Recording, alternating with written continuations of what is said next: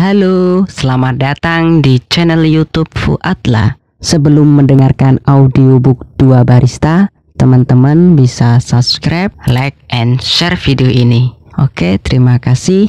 Selamat mendengarkan.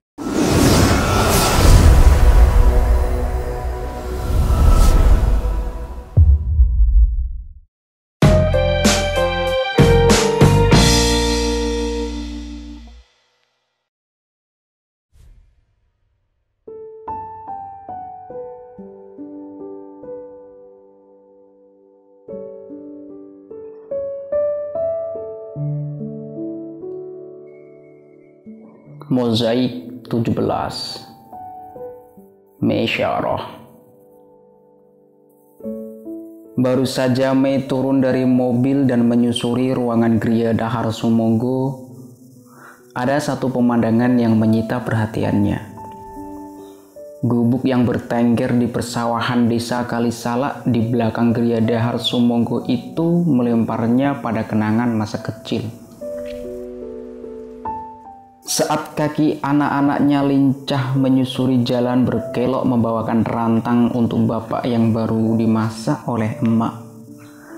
Saat emak dan bapak mengajak Mei duduk di atas kardus menikmati embun pagi dan sinar mentari yang mulai menerobos melalui sela-sela pepohonan dengan mengenakan jaket dan kudung yang beralih fungsi menjadi syal. Saat tangannya ikut kotor karena ikut memanen kentang, tubuhnya ikut pegal karena membantu emak membawa keranjang menuruni jalan berliku. Lalu main kejar-kejaran dengan Mbak Nung dan Mas Yos sepanjang perjalanan menuju rumah, ngos-ngosan di emperan, dan berebut sepiring tempe kemul yang emak bawa dari dalam. Keluarganya memang sederhana. Penghasilan bapak tidak dapat ditabung untuk sekedar merenovasi rumah. Tapi keharmonisan bapak dan emak adalah kunci mengalirnya kebahagiaan dan kerukunan yang tertanam dalam hati anak-anaknya. Hingga alasan ketidakrelaan Mbak Nung saat ia menikah dengan Gus Afas adalah karena ia menyayanginya. Mei menyukai cara bapak memperlakukan emak. Sebuah cinta yang tulus dan sederhana, kadang jauh lebih tampak mewah dibanding harta yang melimpah, namun banyak drama yang dilewati.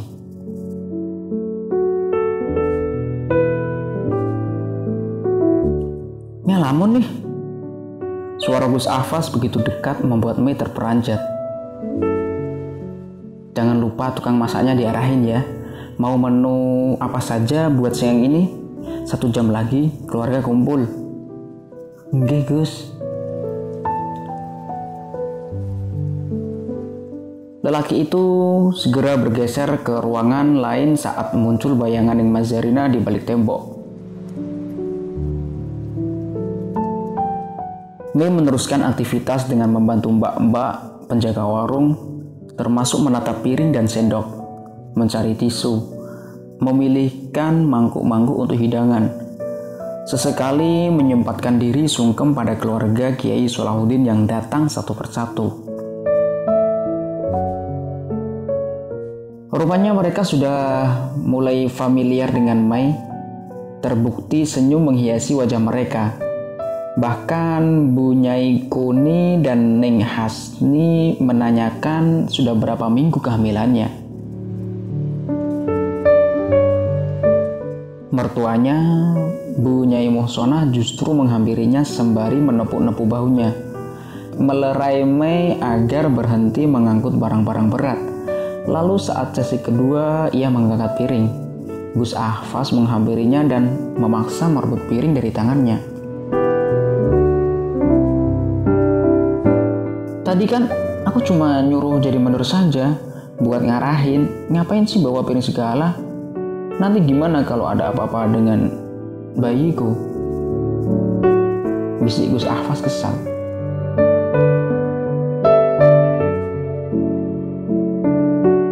Jangan berlebihan Gus, saya masih kuat.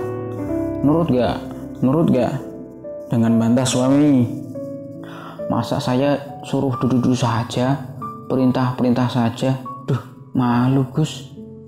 Soalnya kalau kamu ngangkut-angkut itu memaksaku buat bantu-bantu dong berarti. Kan aku juga yang repot, Me. Gerutu Gus Ahfaz dengan mimik manja. Sampun, lantas apa kerjaan saya sekarang, Gus? Sudah cek bumbu-bumbu buat menu makan siang belum? Mei menggeleng. Nah, ayo kita masak berdua saja. Gus Ahfaz mengedarkan pandangan ke sekeliling, lalu merenggut tangannya dan mengajaknya di dapur beriadahar yang berada di ujung selatan dengan tembok yang belum diplester bercat merah. Di sana telah tersedia berbagai macam bumbu, baik produksi pabrik atau hasil ulekan manual pegawai warung.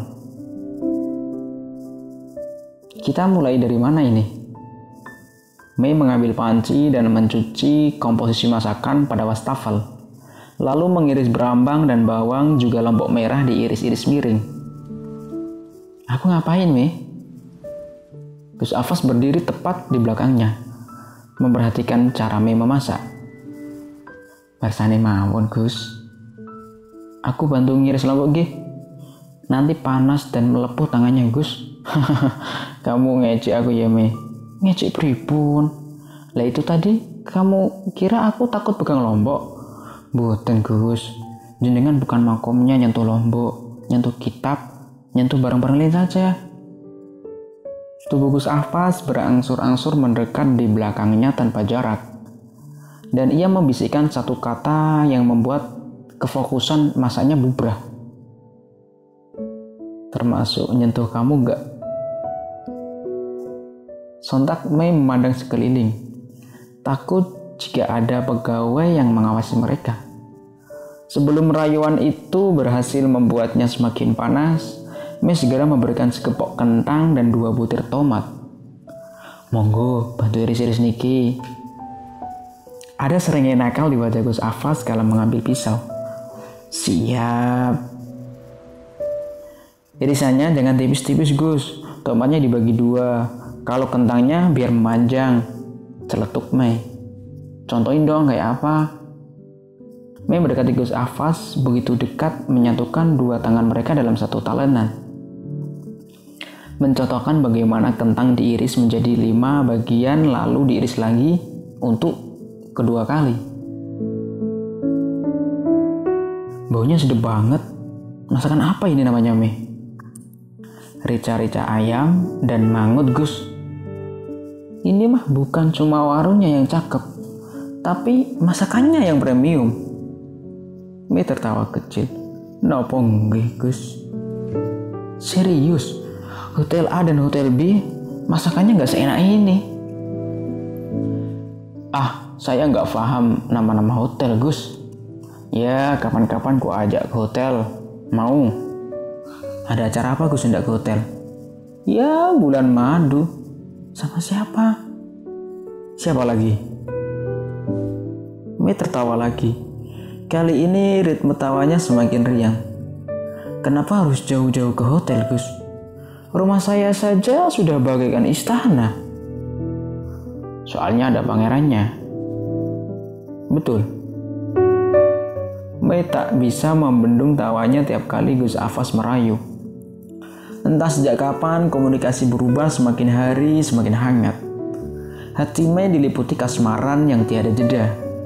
Rasa sungkan dan malu seperti 3 bulan yang lalu telah menguap, berubah menjadi kemanjaan yang berangsur-angsur muncul di permukaan. Ia mulai sering bertanya hal-hal tidak penting, menceritakan urusan-urusan remeh yang ia lalui sepanjang hari. Ia bahagia kalau Gus Ahfaz mendengarkan keluhannya soal Bu Bidan yang cerewet, tentang Yusri yang tak pernah bosan meramaikan hidupnya, tentang mbak-mbak pondok yang sudah tak lagi berani guyon sembarangan padanya.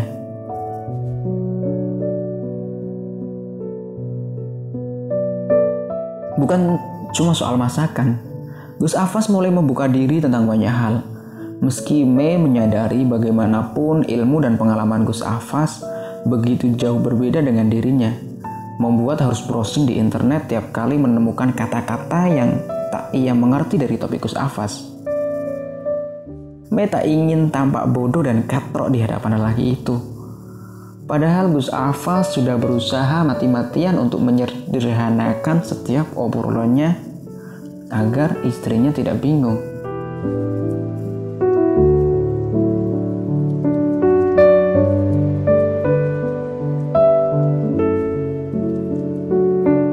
Pedes banget Mei yang ini, celetuk Gus Afas kala mencicipi masakan di wajan.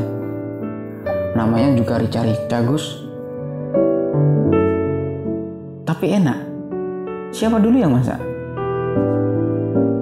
Lulusan lembut Gus Afas mengalun di lengan Mei demi menjawab guyonan itu. Besok kalau acara banian, kamu bikin yang kayak gini lagi ya. Terus pas acara aluminian Alamin sama kumpulan banser, cocoknya bikin soto kayak minggu lalu. Apa namanya? Soto Betawi? Ya, yang ada telurnya. Oh, soto Lamongan. Apa weh lah, mau Lamongan kek, Malang kek, Jakarta kek, asal disentuh oleh Nyonya Mei pasti jadi istimewa.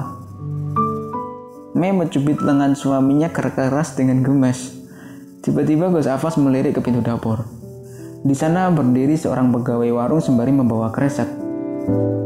Apa ini? Anu Gus, tadi titipan dari Neng Mazarina untuk Bu Mei. Gus Afas mengernyitkan dahi. Menilik kresek berisikan kain peach serupa dengan yang sedang dibawa oleh sanak saudaranya di seberang ruangan. Oh, ya. Tadi ketemu Bu Maza di mana? Ya, di dekat pintu dapur sini, Gus. Saat pelayan itu pergi, Gus Afas menyerahkan kain tersebut pada Mei. Menjelaskan bahwa kain itu seragam pernikahan di Hasni 2 minggu lagi. Neng Mazarina sendiri yang menitipkannya. Selepas itu Gus Afas buru-buru memencet nomor istri pertamanya, sembari mencarinya di setiap ruangan. Tergambar jelas dugaan-dugaan di benaknya bagaimana perempuan itu melihat kemesraan dirinya dengan Mei di dapur. Lalu menyadari warung baru itu syarat dengan pribadi Mei yang pintar memasak dan menghilang entah kemana. Sementara itu, Mei selesai memindah seluruh masakan ke wadah-wadah yang telah disiapkan, menatanya di meja tengah dan memastikan apa saja yang kurang dari hidangan itu. Saat ia mengedarkan pandangan mencari Mbak Wati pegawai warung untuk membuat acar, pandangan matanya berhenti pada gubuk yang bertengger di tengah sawah di Kali Sasak. Mei melangkah pelan di dekat jendela, seperti menemukan sesuatu di bawah sana. Di pinggir sawah itu, samping parit yang mengalir pelan, di bawah pohon gayam yang rindang, seseorang berdiri membelakangi Gria Dahar. Disusul seorang lelaki yang memeluknya dari belakang. Sama-sama menghadap hamparan sawah. Begitu erat pelukan itu.